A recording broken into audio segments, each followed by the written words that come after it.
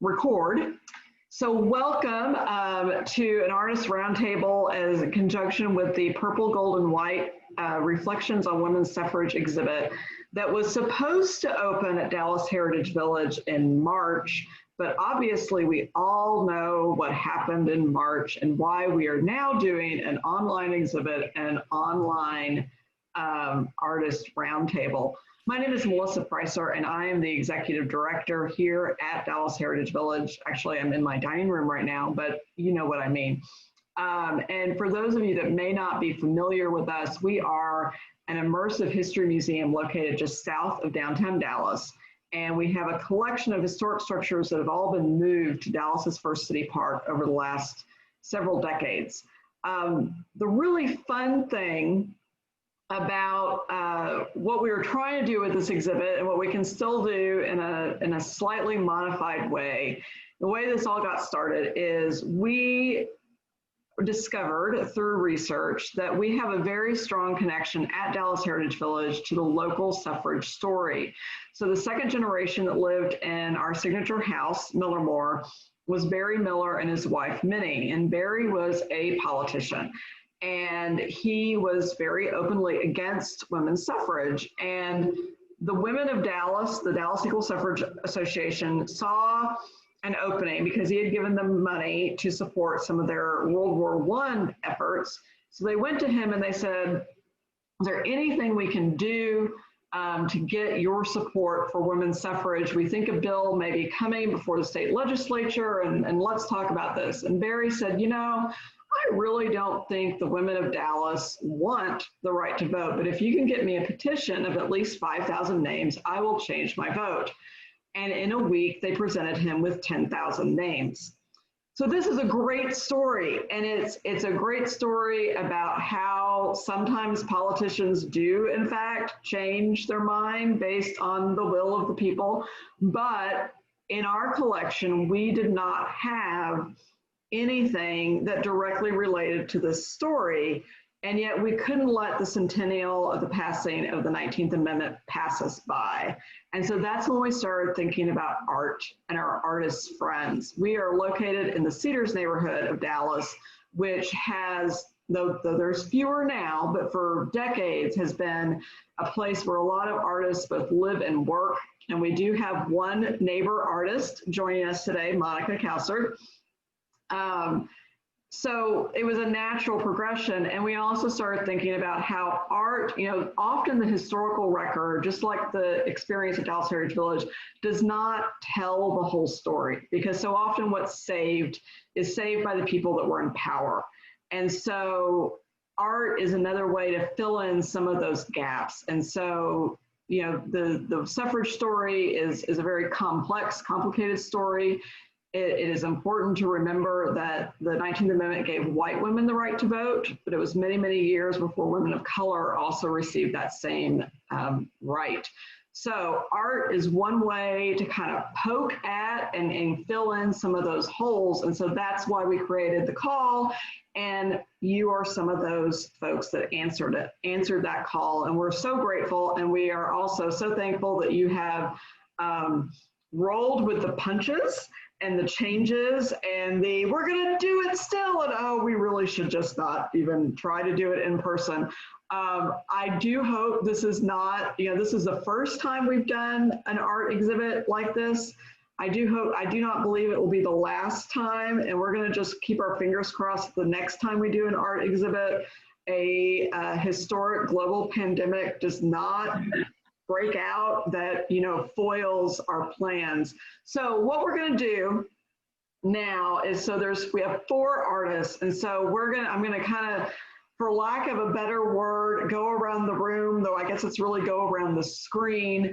I'm going to share I have examples of their work. Our online exhibit is like this close to being ready to launch on Facebook. So in some ways this is a kickoff for that. So it is almost there, but we know that it's very hard to talk about art without seeing the art, because that's the whole point of art, is to not use words, but use pictures. So that's how we're going to do this to start off with. And then I've got a few other general questions. So I'm going to ask our artists one at a time, and I'll let you know who's first once I do the share the screen thing and all that.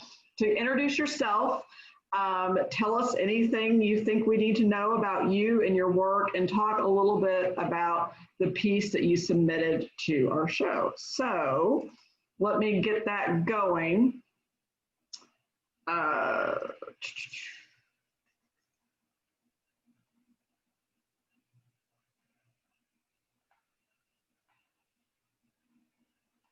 Okay, so I guess I could have had this nice little slide up while we were talking, but I did not do that. Oh, wait, okay, let's try this again.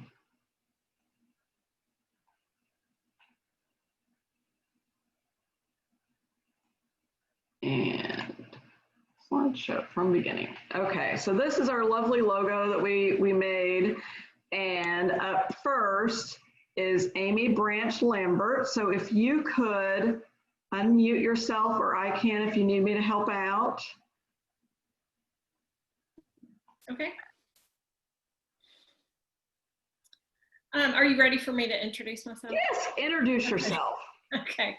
So yes, I'm Amy Branch-Lambert, and I came to art later in life. It is not, it's something that I took up, I guess, in my late 30s, maybe. And so my current body of work has been in ceramics. And so that's why you're seeing a ceramic piece. And it's actually, so you're seeing it on the screen, but if you can see me, it's also right behind me. It's actually it's small. Do you want me to talk about the piece or myself, or both, or what? Both. Okay, so the piece is a Swiffer, one of those Swiffer disposable things. And what I've recently been experimenting with is taking things and dipping them into ceramic slip or porcelain slip, and then firing them kill fire. And so the reason that I did the Swiffer, well, first of all, Swiffers are very absorbent, and I thought it would be fun to see what would happen. It's just a really experimental process that I have a lot of fun with. And so what I found in doing it is that anything that's absorbent is much more successful than something that's not absorbent, because the slip will absorb the slip, and then when it's fired. So the Swiffer is no longer there. It's been burned out in the kiln. And so what has happened is I've taken something that is disposable, discardable, and turned it into something that is lasting and more precious. But the Swiffer itself kind of, for me, represents, you know, women do so much of the unpaid labor in the home and unpaid labor in general. And so, you know, the lowly act of dusting would typically be done by a woman. And I've tried to elevate that to the status of a piece of art, instead of it just being something that we have discarded after it's been done. And I think, you know, very much that relates to the ratification of the 19th Amendment, in that so much has changed over the last 100 years, and yet still women are doing the vast majority of the unpaid labor. So things have definitely changed for the better, but we're not, you know, certainly we're still in process and on our way there. So I will say one of the things that's been a little more challenging for me is that I don't have access to the kiln as much as I did pre-pandemic. So that's been a little hard as I have adjusted my practice from pre-pandemic to pandemic. And I just want to jump in and tell, you know, for the recording purpose, because I know some of you already heard this, our plan was to put this piece in our hotel, our historic hotel. partly because obviously a hotel, there would be a lot of sweeping that would have happened, but also that hotel was built by a father for his two daughters that were in their mid to late 30s and not yet married. And we all know that if it's 1905 and you're 35, the odds are not looking good. And he was really concerned about their ability to support themselves because his son had just recently passed away in a railroad accident. And so it was one of those, he's looking at his family and realizing that he's got to make sure his daughters are able to support themselves. And so he built this hotel. And so that would have been a really neat layered way to kind of display that piece. And so I'm sad that all of your pieces are not being displayed at Dallas Heritage Village, but I think that would have been a really fun tie-in that Amy may not have realized when she submitted that. So thank you, Amy. Next up is, oh, is it not? Monica. Oh, let me unmute.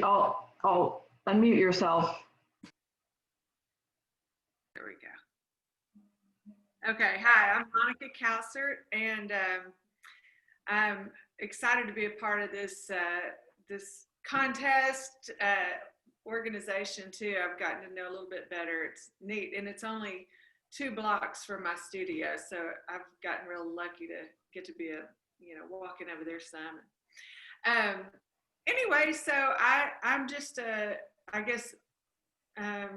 just an artist in Dallas that is, and I don't know where everybody's from. I'm assuming I don't know.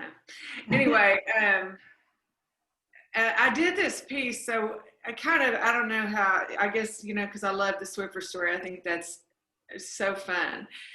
And I think as an artist, we kind of take, in our brain, we start thinking before we start creating. And I started to try to imagine what these suffragettes were going through and their, how they were celebrating what was coming on. And so I kind of pictured them in a parade or attending a parade. And I'm only a painter, but with this I did mixed media. And I took a historic photograph and took it apart and manipulated the size and kind of recreated it as if they were standing on the courthouse steps. And if y'all are not from Dallas, this is the old red courthouse where John F. Kennedy was shot across the street. But it's just iconic for Dallas. And so I went over and photographed it and recreated the courthouse steps as if the parade was going on in front of them and they were there. But it was so much fun. When I did the painting, I thought, gosh, 100 years, I wish I could put 100 in there somewhere, but it was 100 years ago, and that just makes no sense, because you can't just, say we're celebrating 100 years. And then I looked up the address of the courthouse, and I'll be damned if it was 100. And what is the street? I'm trying to think what it's on, not Commerce, it's side street. I can't think right now what it is, but I can't either. It was 100, and so I was able to put 100 in there, which I thought was so fun. So I called it Back to the Future, because it was, taking us back. But here we are in the future with the ability to vote, and they did so much for us back then that I think it was easy to take for granted. But now we can celebrate it nonetheless with this 100 years. So. Thank you, Monica. And I will confess, I cannot remember where we had placed your work. It might have been in the bank, because the bank has some very loosely similar architectural details to the courthouse, but I didn't check on where we were going to put things before before today. Okay, up next is Marianne Howard. Hi. I am a Dallas-based artist. I've been making art since as long as I can remember. My mother was an artist, And this particular work was timely with the call for the Dallas Heritage Village, because I've been working on a series called We're All Guerrilla Girls Now. And the Guerrilla Girls are a group of women for, roughly 30 years who have been going around the world. Nobody knows who they are because they literally wear hoods that look like gorillas. So they mask themselves and they protest in art museums around the world when there are no women or people of color represented in the museum. And they spell their name guerrilla, like guerrilla warfare. So I took the name Guerrilla Girl and I spell it like the gorilla masks. And then my intention is I look for vintage photographs of women in various different poses throughout different time frames. And then I use colors as a bridge, contemporary color that would, not have been available. And since I'm often working from sepia or black and white photographs, the color is the bridge between the different time frames.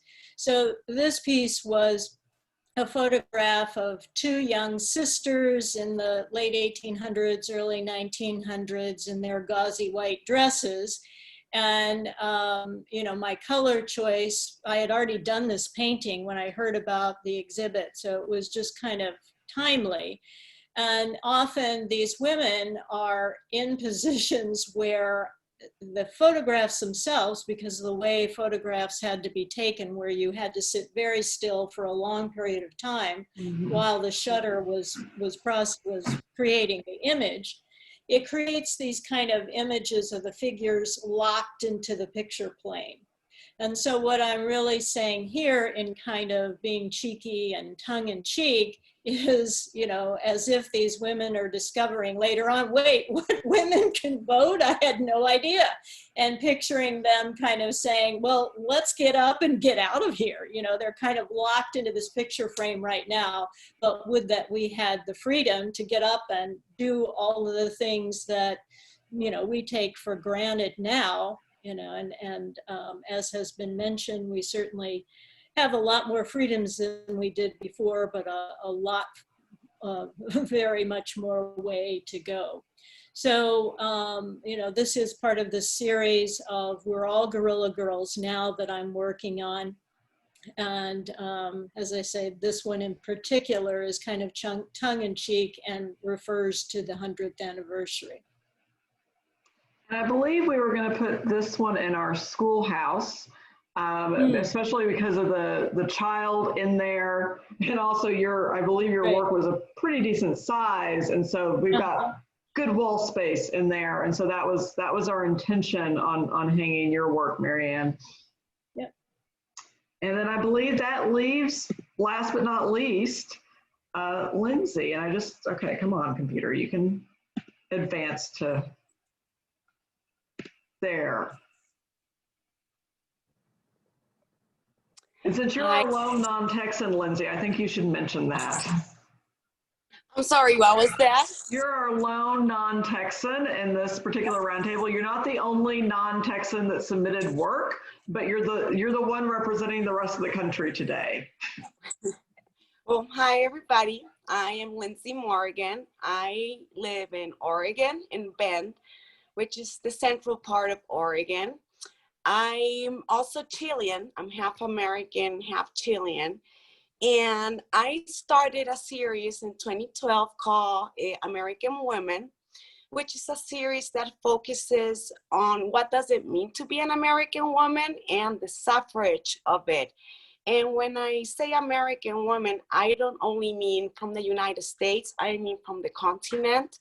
So I've been going through all these years looking for women that represent what it means to be a woman and the pain of it. And I also wanted to show through my art and portraits that I do care.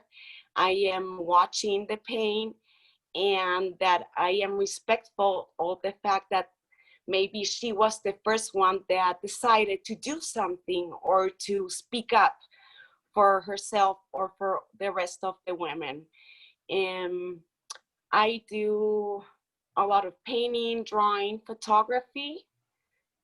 And it's been an ongoing series. I thought it was just gonna end in 2012 when I chose the 10 women that I did the portraits, but as years went by, I'm still working on it. I'm still looking for women, and I'm still doing portraits. And I had this one that I turned in, it's called Ruin.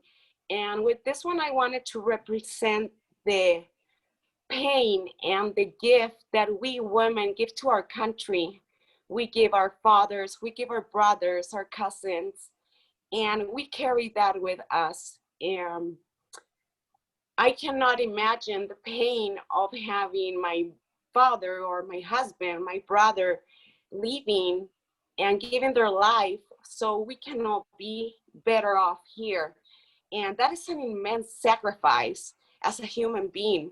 We are born, we have kids, we give life, and we fight for our lives. And some people give their loved ones to us. So with this portrait, it was a thank you for all the armed forces, women, wives, sisters out there.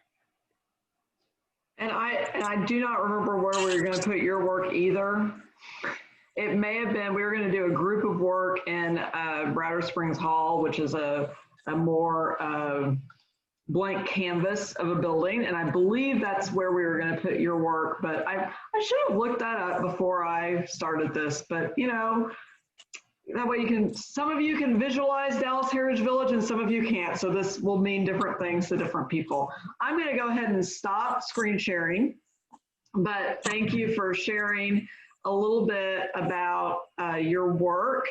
And I've got a couple of questions for the whole, for all of you to kind of answer on. And I'm trying to think of the best way to do this, because Zoom, in person, it's a lot easier to like pick up on body language and visual cues, so we're not talking over each other. But I think we can all trust each other to be respectful and all that good stuff. And if you don't have an answer to a question, also don't feel like you must answer. There are 4 of you. I'm sure you may lean on each other, right? So I guess the first question, just to kind of kick things off, and some of you have already touched on this a little bit, which is why I want to kind of throw this softball, so to speak, out to you, is, why should we even celebrate or acknowledge a centennial like the 19th Amendment? What does that mean? Why should we even bother? And I know I have my thoughts as a historian, but you guys are history. I'm assuming you have some level of history enthusiasm based on your work, but are also artists. So why do we even need to acknowledge anniversaries like this? Anybody want to jump in? Well, I don't mind answering that. My grandmother, when she was born, did not have the right to vote. And so, that directly affects me.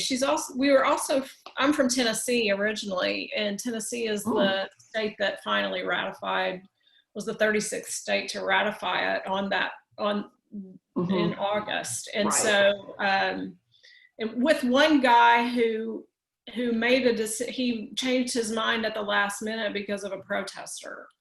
And so, there's lots of protesting happening right now, and we kind of think that's not, maybe that doesn't make a difference, but it made a difference then, and I think it's making differences now.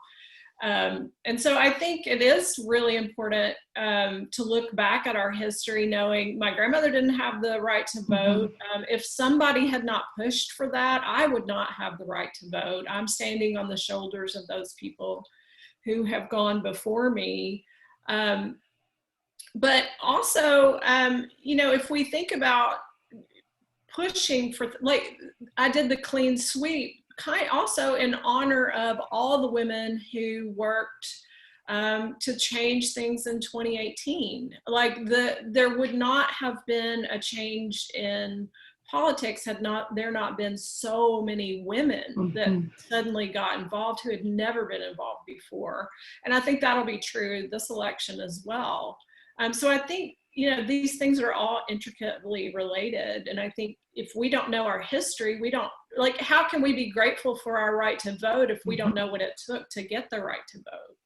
And I think it has been whitewashed. You know, you talked a little bit about that, of the whitewashing of it. My grandmother had the right to vote when in 1920, she was 20, but she was white. So that's why she had the right to vote. Had she not been white, that would not be true. So I think if we don't look at our history, we have no idea where we've come from. Does anybody else want to jump in, though? Amy did a great job. If you don't want to follow her, I understand.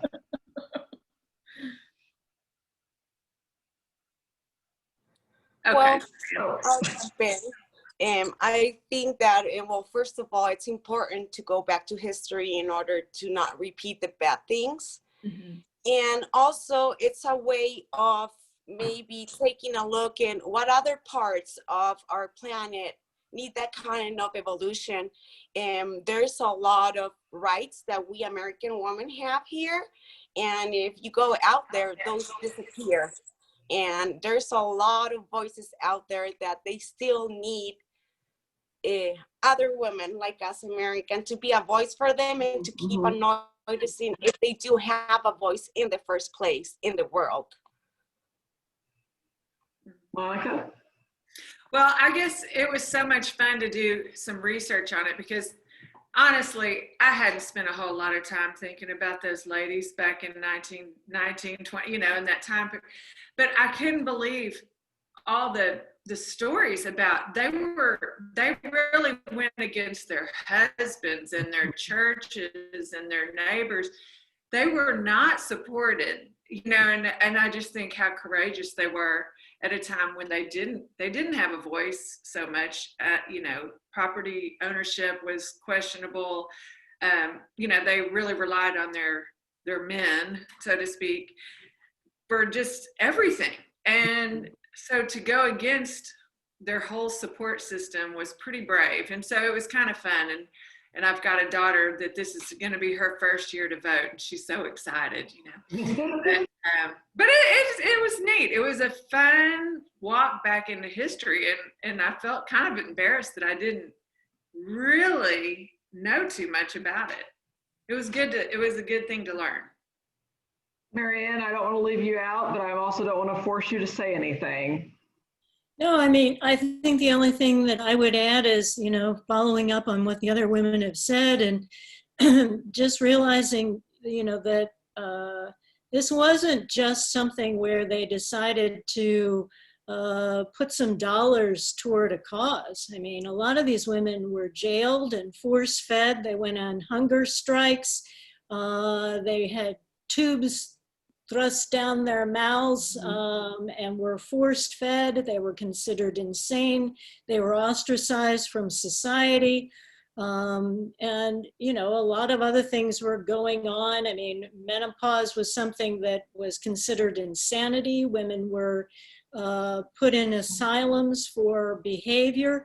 So, you know, what these women did and in paving the way for us to be able to do the things that we do now, I don't take lightly. I mean, this was, there was a real commitment and level of dedication that I think we're seeing now in a number of different, you know, different causes, whether it's Me Too or Black Lives Matter or whatever it is, that it takes more. I mean, there's certainly a place for writing a check, and I understand that. But I also think that people that are, you know, at a grassroots level, I kind of say to myself, would I have done that? Yeah, I've thought about that a lot too. You know, would I have been a suffragist? Would I have, you know, been a part of the group that got all those signatures together? And I don't know. I just don't know. And I think it's an interesting thing to think about, just in general, especially with everything that's happening right now. And you know, we are living through a historical moment, And I think there's been a lot of real some people, not everyone, but self-reflection on what role we can play in the current events that are unfolding right now that are going to have a profound impact on us for years to come. So kind of off of that a little bit, obviously the pandemic and everything else that is going on is affecting a lot of different aspects of our lives. But how has this impacted all the swirl of things from the pandemic to, of course, Lindsay's in the middle of like a state that's on fire right now, the racial justice protests? How is this impacting your work? And are you using art as one way to respond? And if you want to share anything about, I know that personally, I am exhausted all of the time with everything. And so that may also be a way that maybe you're not creating right now because of the world. But just let's share a little bit about how all of the chaos today is impacting your work. So does anybody want to jump into that very big question? Well, I'll start. It's not very exciting, but I work much better under pressure for an open studio or an exhibit coming up. And so this has just been a challenge as a creative to not have a little bit of more deadlines, because the whole world is just sort of wishy-washy, willy-nilly. We don't know what's going to happen the next day. So that's a challenge to kind of rope myself back in and try to focus on being creative. And the first few months, like you said, you wake up, you're just tired, because I think there's a lot going on in our mind that it's hard to free up to create. It's challenging. I'm kind of getting back into the groove now, but it's a different thing to try to be creative during this time. Well, for me, I lost my mentor pretty quickly as soon as the pandemic hit, not because he died. He moved away. And so that was really, really, like, I really grieved that in the midst of the pandemic. And then, because part of that was losing access to kilns, and it was really, really hard. I kind of went into a funk about it for a while. And then, just having the motivation, like Monica said, when there's no deadlines coming up is really hard. So it's been hit or miss. I think over the I've kind of like found new ways to do things and new opportunities to use different kilns in different places. And so it's kind of been a process, but it felt like, kind of swimming through Jello. It's just been really slow to happen. And I don't, my motivation is much lower for sure. But I have been able to find a few creative outlets and some places where I can practice. So that's been helpful, but it's still really hard. One of the things I noticed and how it affected me, it's how fear it's affecting art. I have found myself feeling fear of expression because of all the social problems that we're having. I've been thinking maybe some artists are gonna be afraid maybe of expressing their political thoughts or emotional thoughts about what's going on. One of the other things that I've also noticed is segregation in art with everything that is happening. And I think that is something that we as artists have to be very careful and make sure that art doesn't get segregated. I think everybody has to have a voice. And that's one of the beauties of this country, that we all get to say what we think, what we feel, and we live together all here. And I think that art, it's a great tool to show that as humans, that we can express our ways, our thoughts, and still do it. Marianne?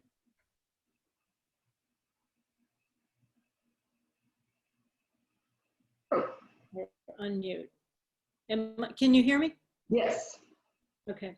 Because I had already begun my project of We're All Guerrilla Girls Now, and I had set a goal for myself to have, I was working toward 20 or 30 pieces to do a show in 2021.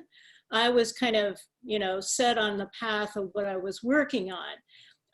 And I also, I'm sharing, have a small studio space in my home right now. So that was nice that I didn't lose the ability, when we couldn't get out, to say, oh, I can't get to the studio. So that was a blessing in disguise. But, I also, in the beginning, I think like many of us, was watching a lot of the news and trying to understand what was going on. And there were so many events that were concurrent events that were going on at the same time, with the pandemic and George Floyd and all of these kind of things.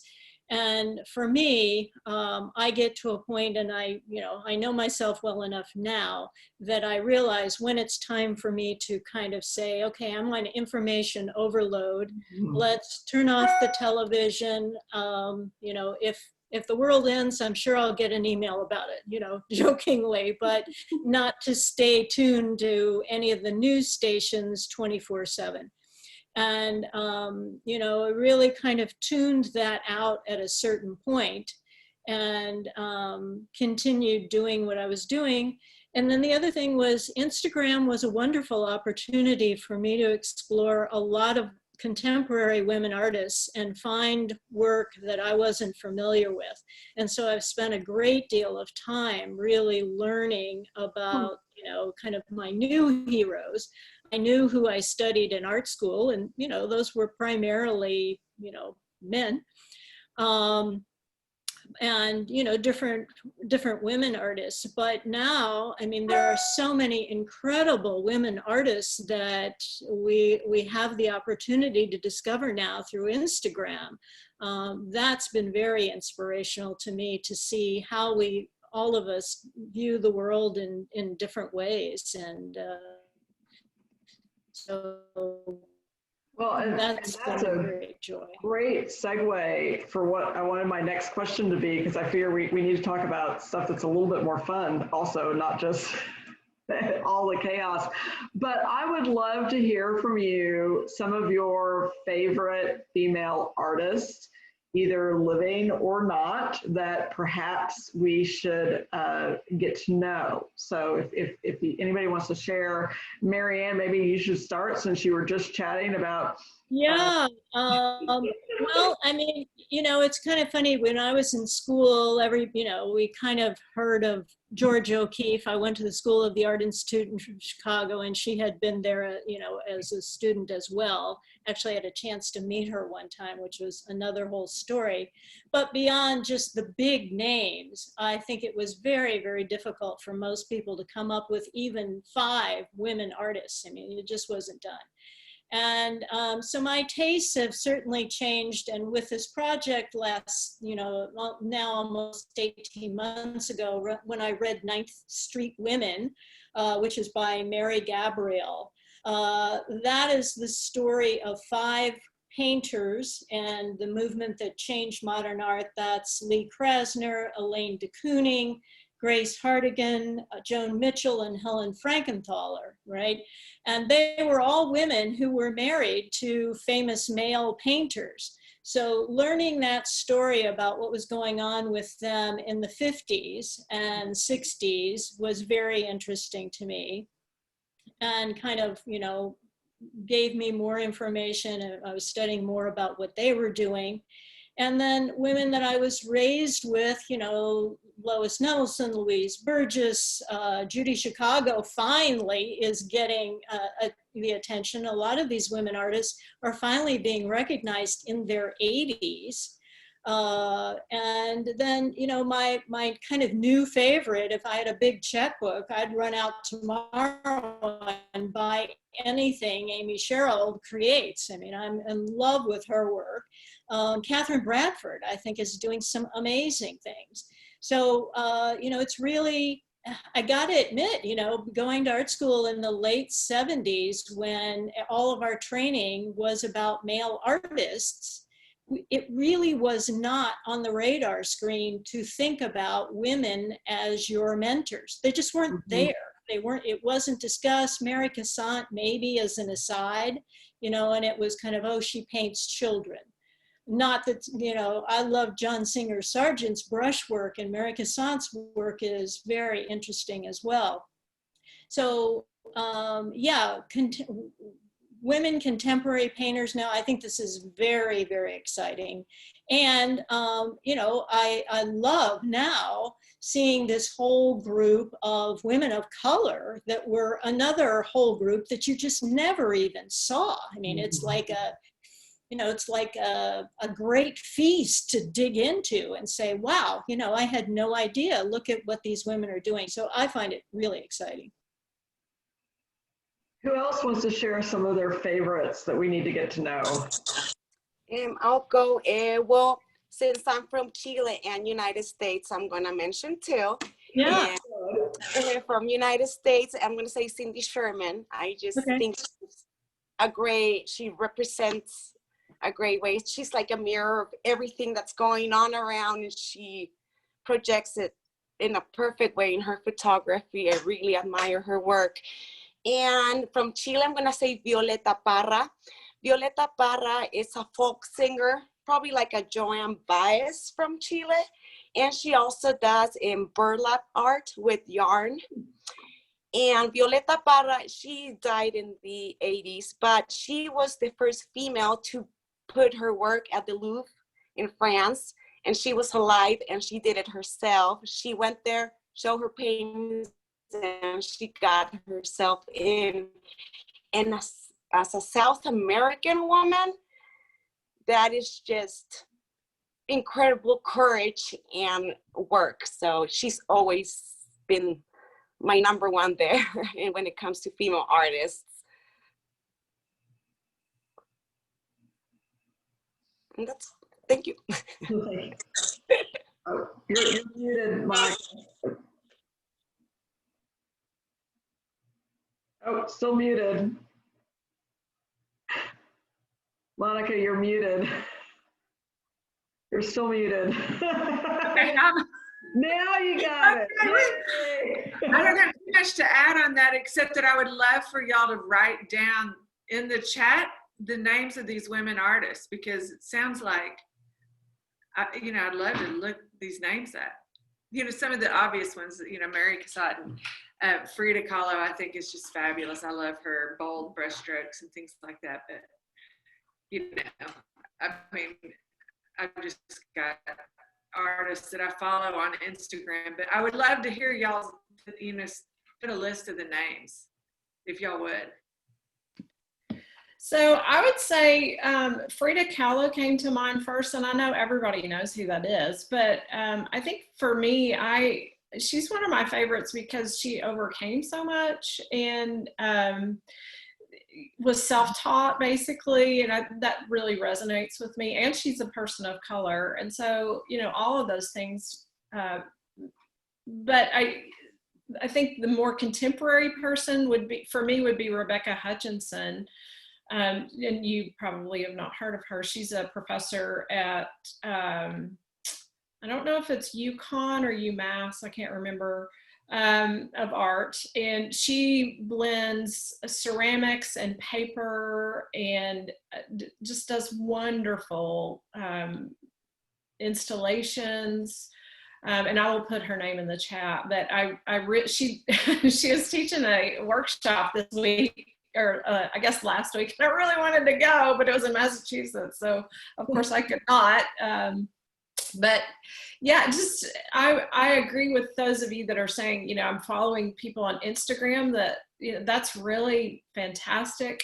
But also, I don't know if y'all are familiar with the Jealous Curator. I love looking, she puts new artists on her website every single day. She has a podcast where she interviews these artists, and the vast majority of them are women. Her name is, oh no, now it's Danielle Crissa. And she's written several books. She went to art school and got told she should never paint again. And so she didn't for about 20 years. And then finally rediscovered her voice. She started the Jealous Curator just as oh, these are people that, you know, I wish I was doing this work. And then finally she realized, oh, well, I can still paint. Just because that stupid her professor told me I should never paint again doesn't mean that that's true. And so I've had a lot of fun. I feel like she's my friend. She lives in Vancouver, listening to her podcasts and reading her page every day. She's so fun and personable. And I've just met so many, or been introduced to so many women's work through her work. And she's actually highlighted a lot of women of color as well, who I would have never heard of. Mm-hmm. And I don't know if y'all have ever heard of, and her name is going to escape me now. She's in Louisiana. I have her book right here. I can't even see it. She's a pop artist who, I mean, she's just really outrageous. I'm sorry, I can't think of her name. I'll get it and get back to you. I'll put it in the chat. Ashley Longshore? Yes. Exactly what I was talking about. Ashley Longshore. I'm really enjoying what she's doing. I mean, it's a lot of fun. Well, the thing that she's doing that I think is so interesting is she doesn't use any galleries at all. Yes. She's doing this completely herself, so she gets 100% of the profits. And she's, you know, she's a pop artist, but she's a great marketer. I mean, you know, she's making millions of dollars a year, and, you know, handling the business of art, which, you know, a lot of artists, men or women, really don't know how to manage the business side. And she's a great role model for that. Well, this has been fun. Are there any other, we're not quite at a full hour, but we're close. And I feel like I kind of like ending on a slightly more optimistic note anyway, as we share some of our favorite artists and people to keep an eye out for. And I think that, you know, as we think about the social justice stuff, race and ethnicity absolutely needs to come first, but let's make sure that we get women more in there too. And I think I'm speaking to the choir with this crowd.